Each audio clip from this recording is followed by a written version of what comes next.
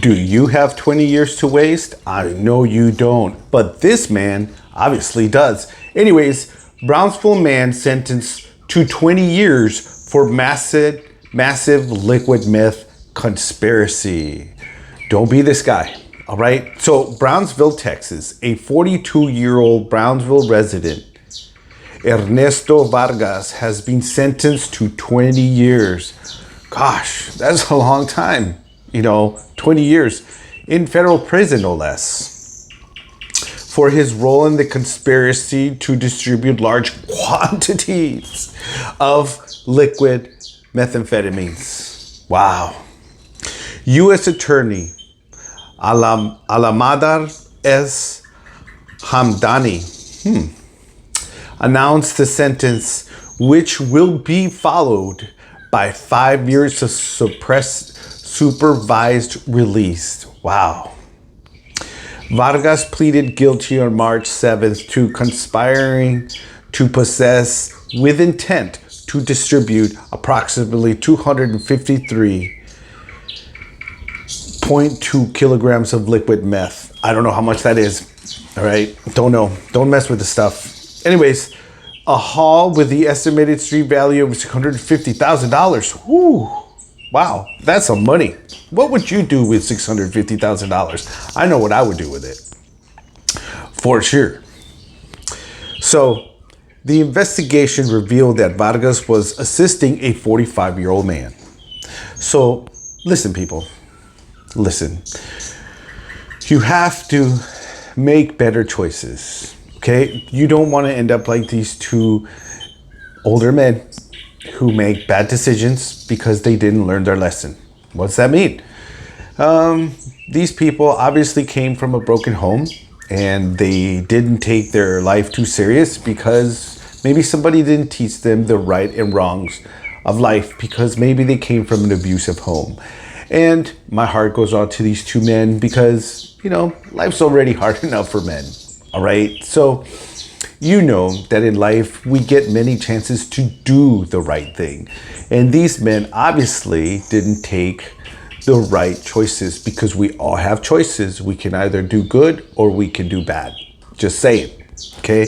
So anyways, he was helping out Pedro Rodriguez III from San Benito. That's like 30 minutes away from here.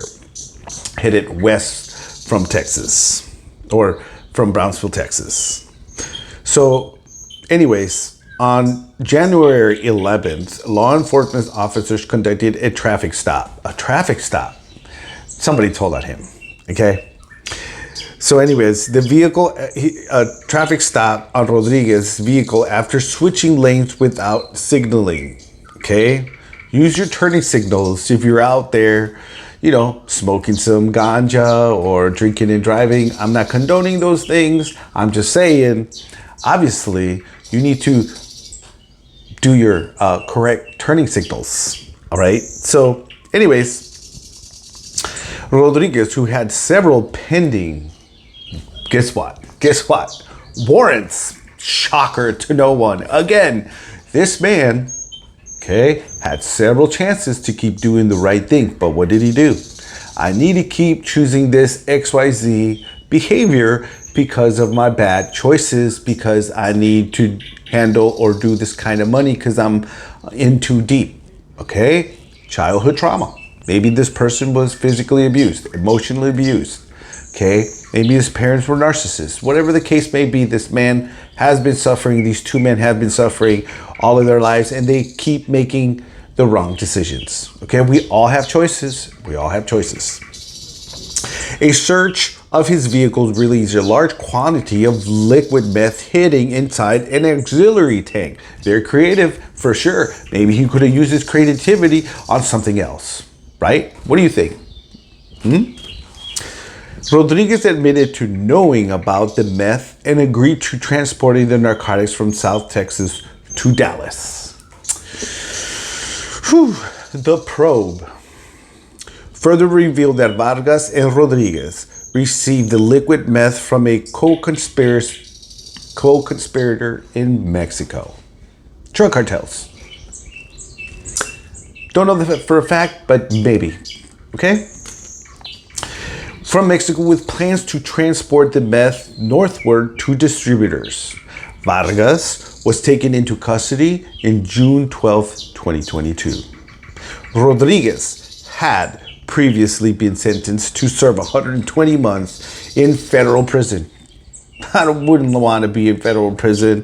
That's why I make good choices, all right? I wouldn't be cut out for that kind of thing, you know?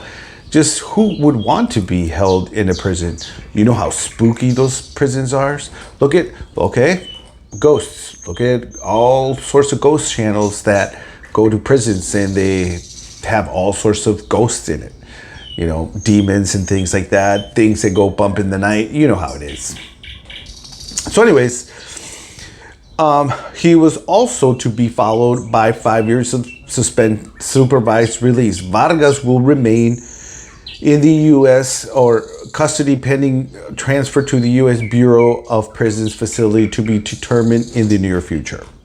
So this man's future is going nowhere. 20 years. He's going to be almost 70 by the time he gets done with all this. Think of all the time he's going to waste in prison. You know, you're going to have a lot of time to think about what you did in prison. And you know what, man?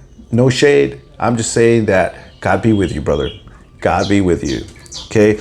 The Drug Enforcement Administration, DEA, conducted an organized crime drug enforcement task, OCDETIF, operation with the assistance of San Benito Police Department. Okay. This ACID, blah, blah, blah, blah, the good guys. Program aimed to identify, disrupt, and dismantle high-level drug traffickers. Because there's a lot, you know, open borders, you know. Also money laundering, gangs, and transnational criminal organizations. Like I said, open borders. That poses a threat to the United States. And how is your town? Is your town also suffering from no work? You know, big companies like Walmart, you know, took over, kind of like Home Depot took over and, you know, knocked out a lot of the mom and pop stores everywhere around small towns. I've driven around a lot of small towns and people are suffering everywhere. That's why people are doing what they have to do to survive. I'm not saying it's right. Okay, like these two men, obviously they had to do what they had to do.